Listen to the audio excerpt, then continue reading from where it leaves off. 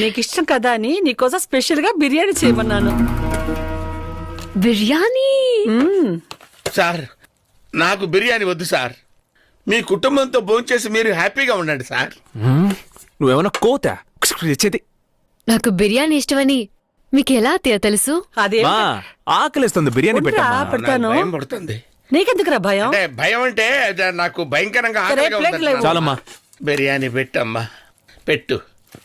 బిర్యానీ పెట్టమ్మా, పెట్టమ్మా. ఎందుకనోలే ఆహా, పైకి చూస్తుందేంటి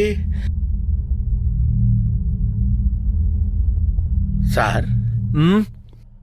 ఇప్పుడు తినేది ఈవిడ అదే? ఎవరైతే ఏంటి, మూసుకొని తిను. అమ్మో,